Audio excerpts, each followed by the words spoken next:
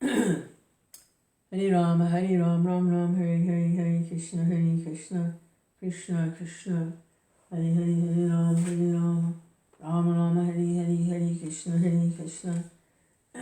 Krishna Krishna, Hare Hare, Hare Ram, Ram Ram, Hare Hare, Hare Krishna. For me, when there's meeting of devotees, sanghas, have some little get together. It's not like it's just a party and have a good time. It's always a very purifying experience for me, and so I'm recuperating from the get together this afternoon. I'm recuperating. Krishna.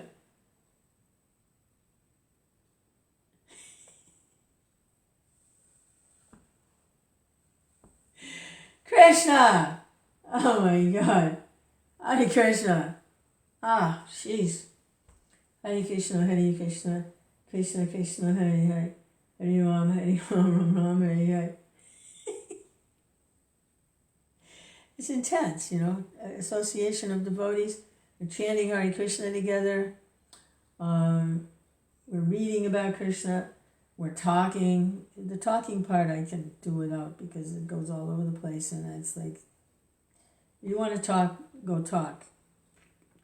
You want to chant, you want to read, and you want to discuss what we're reading, okay, fine. But the talking stuff, see you later. So, I'm recuperating. A nice prasadam, Kadasi feast, nice prasadam. There were 6 of us, we met. Hare Krishna, Hare, men and women. It was a nice mix. Hare Ram, Ram Ram, Hare Hare, Hare Krishna, Krishna Krishna, Hare Hare, Hare Ram, Ram Ram, Hare Hare, Hare Krishna, Krishna Krishna, Hare Hare, Hare Ram, Ram Ram, Hare Hare, Hare Krishna. But it really does go all over the place.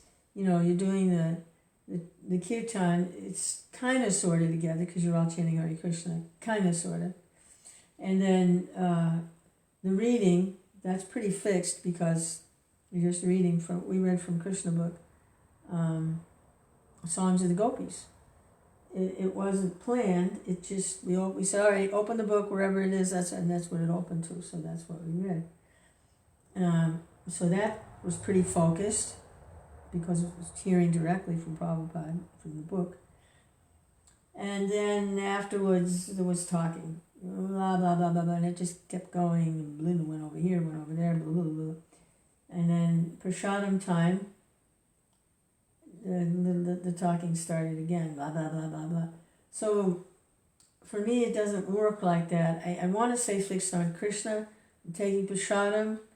Every mouthful should be Krishna. For me, that's the way I have to do it. And this talking about other things and going off, and it's like you have to deal with everybody's mind, and their minds go over here and their minds go over there, and then their tongues talk with their mind to say, it's awful. So I have to leave the room when that starts, and I just go and I chant, and I wait till they're done, and then see where it goes from there. Hare Krishna, Krishna Krishna, Hare Hare. So I didn't do my midday reading of Srimad Bhagavatam because I was at this gathering. It was very purifying. Hare Krishna, Krishna Krishna, Hare Hare. Hare Ram, Ram Ram, Hare Hare. So I'm recuperating from that. Hare Ram, Ram Ram, Hare Hare. Hare Krishna, Krishna Krishna, Hare Hare. Hare Ram, Ram Ram, Hare Hare. So I'll go ahead and, it's a little late for midday reading, but I'll go ahead and read a little bit from the Bhagavatam. And the section is, we're in the introduction, and our spiritual teacher, Bhaktivedanta Prabhupada, is giving a short sketch of the life of Chaitanya Mahaprabhu, because that's the way to approach Krishna, the way to approach the knowledge in the Srimad Bhagavatam is through the most recent incarnation of Chaitanya Mahaprabhu, who was a living example of Bhagavatam. So he's giving the life sketch. I have a few more mantras, and then I read from the introduction to the Srimad Bhagavatam. Hare Krishna, Hare Krishna, Krishna Krishna, Hare Hare. Hare Rama, Hare Rama, Rama Rama, Hare Hare. You know what it's like? It's like chanting Hare Krishna, and it's like you're almost there with Krishna. I mean, if you really surrender to the holy name, you can be there with Krishna during the chanting, regardless of where everybody else is. Who knows where they are? But you can be when the chanting is, because Krishna is there in the kirtan. And Hare Krishna. And then you're reading, so that's good. Then you're sitting there with the great saints and sages, Srila Vyasadeva, Srila Prabhupada, Civic Succession, Lord Brahma, the sages at Navasharanya. You're there with them, you're reading. And then it degrades, and before you know it, it's more like the universal form with thousands of mouths and thousands of because everybody starts talking. It's like, oh, Krishna. It's like the universal form, So Arjuna, when he saw the universal form, he respected it, but he said, please, I don't want this form, your form, this form. I want the other form. I want the personal form, the Krishna form. But let's go back there, take this universal form away. I know it's a little far out to kind of say like this, but I'm recuperating from a gathering, so Hare Krishna. Hare Krishna, Hare Krishna, Krishna Krishna, Hare Hare, Hare Rama, Hare Rama. Rama Rama, Hare Hare, Hare Krishna, Hare Krishna, Krishna Krishna, Hare Hare, Hare Rama, Hare Rama, Rama Rama. What did I read in Bhagavad Gita last night, the 3rd chapter, where the self-realized soul, they become indifferent to all that has been heard and all that is to be heard. They become indifferent to it because they're fixed. And that's for the fixed transcendentalists. They're fixed in Krishna, so they become indifferent to all the chatter. Hare Krishna, Hare Krishna, Krishna Krishna, Hare Hare. That's where I want to be. I want to be situated so much in Krishna consciousness that all the chatter just bounces off me and I don't have to absorb any of it. It just bounces off, Hare Krishna, Hare Krishna, Krishna Krishna, Hare. Like I have an invisible shield. And the chatter's going on and I'm like indifferent, Hare Krishna, it's working on it, it's making some progress. Hare Ram, Hare Ram, Ram Ram, Hare Hare, Hare Krishna. As you just become so absorbed in Krishna, there's no room for the other stuff. It's like you don't accept it. It's there, but it doesn't have anything to do with you because you're absorbed in Krishna. Hare Krishna, Hare Krishna. So we're working on it, but I am recuperating from this little group session. Hare Krishna. Hare Krishna, Hare Krishna, Krishna Krishna, Hare Hare. Hare Ram, Hare Ram, Ram Ram, Hare Hare, Hare Krishna, Hare Krishna. Krishna Krishna, Hare Hare, Hare Ram, Hare Ram, Ram Ram, Hare Hare, Hare Krishna, Hare Krishna. Krishna Krishna, Hare Hare, Hare Ram, Hare Ram, Ram Ram, Hare Hare, Hare Krishna, Hare Krishna. Krishna Krishna, Hare Hare, Hare Ram, Hare Ram, Ram Ram, Hare Hare, Hare Krishna, Hare Krishna. Krishna Krishna, Hare Hare, Hare Ram, Hare Ram, Ram Ram, Hare Hare, Hare Krishna, Hare Krishna. Krishna Krishna, Hare Hare, Hare Ram, Hare Ram, Ram Ram, Hare Hare, Hare Krishna, Hare Krishna. Krishna Krishna, Hare Hare, Hare Ram, Hare Ram, Ram Ram, Hare Hare, Hare Krishna, Hare Krishna. Krishna Krishna, Hare Hare, Hare Ram, Hare Ram, Ram Ram, Hare Hare, Hare Krishna, Hare Krishna. Krishna Krishna, Hare Hare, Hare Ram, Hare Rama Rama, Hare Hare, Hare Krishna, Krishna Krishna, Hare Hare, Hare Rama, Rama Rama, Hare Hare. Om Namo Bhagavate Vasudevaya. Om Namo Bhagavate Vasudevaya. Om Namo Bhagavate Vasudevaya.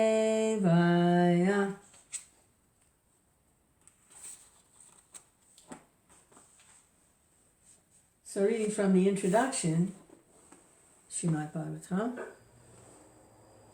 Hare Krishna. And this is describing the life and activities of Chaitanya Mahaprabhu.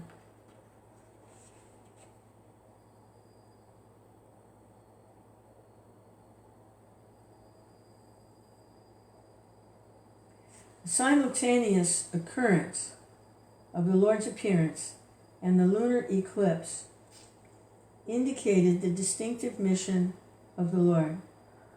This mission was to preach the importance of chanting the holy names of the Lord in this age of Kali, the age of quarrel. In this present age, quarrels take place even over trifles, and therefore the Shastras have recommended for this age a common platform for realization, namely, chanting the holy names of the Lord. People can hold meetings to glorify the Lord in their respective languages and with melodious songs. And as such performances are executed in an offenseless manner, it is certain that the participants will gradually attain spiritual perfection without having to undergo more rigorous methods. At such meetings, everyone, the learned and the foolish, the rich and the poor, the Hindus and the Muslims, the Englishmen and the Indians, and the Chandala and the Brahmanas, can all hear transcendental sounds and thus cleanse the dust of material association from the mirror of the heart.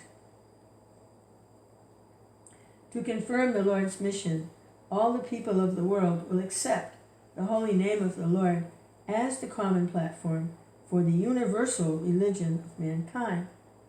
In other words, the advent of the holy name took place along with the advent of Lord Sri Chaitanya Mahaprabhu.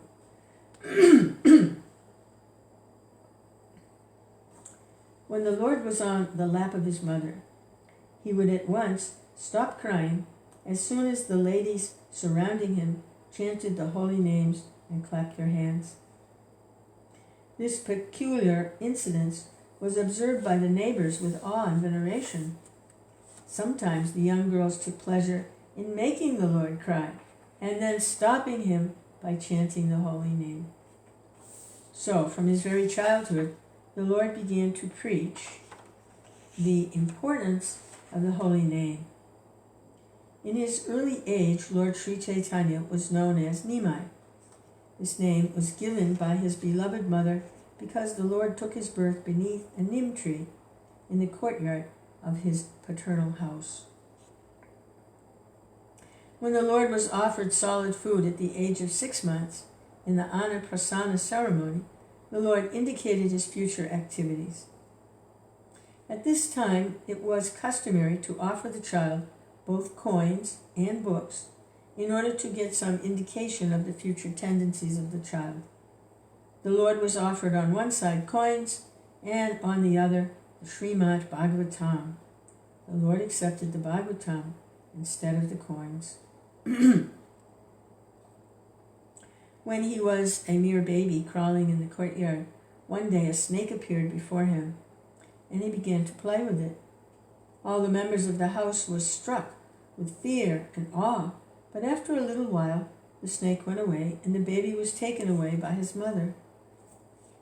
Once he was stolen by a thief who intended to steal his ornaments, but the Lord took a pleasure trip on the shoulder of the bewildered thief who was searching for a solitary place in order to rob the baby.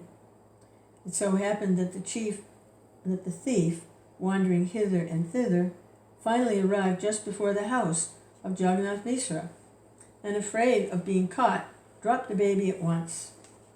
Of course, the anxious parents and relatives were glad to see the lost child. Once, a pilgrim Brahmin was received at the house of Jagannath Mishra, and when he was offering food to the Godhead, the Lord appeared before him and partook of the prepared food. The eatables had to be rejected because the child touched them, and so the Brahmin had to make another preparation. The next time, the same thing happened, and when this happened repeatedly, for the third time, the baby was finally put to bed. At about 12 at night, when all the members of the house were fast asleep with their closed rooms, the pilgrim Brahmin offered his specially prepared foods to the deity, and in the same way, the baby Lord appeared before the pilgrim and spoiled his offerings. The Brahmin then began to cry, but since everyone was fast asleep, no one could hear him. At that time, the baby Lord appeared before the fortunate Brahmin and disclosed his identity as Krishna himself. The Brahmana was forbidden to disclose this incident, and the baby returned to the lap of his mother. There are many similar incidences in his childhood. As a naughty boy, he sometimes used to tease the Orthodox Brahmins who used to bathe in the Ganges. When the Brahmins complained to his father that he was splashing them with water instead of attending school, the Lord suddenly appeared before his father, as though just coming from school, with all his school clothes and books. At the bathing ghat, he also used to play jokes on the neighboring girls who engaged in worshipping Shiva in hopes of getting good husbands. This is a common practice amongst unmarried girls in Hindu families. While they were engaged in such worship, the Lord naughtily appeared before them and said, "My dear sisters, please give me all the offerings you have just brought for Lord Shiva. Lord Shiva is my devotee, and Parvati is my maidservant. If you worship me, then Lord Shiva and all other demigods will be more satisfied." Some of them refused to obey the naughty Lord, and he would curse them that due to their refusal they would be married to old men who had 7 children by their previous wives.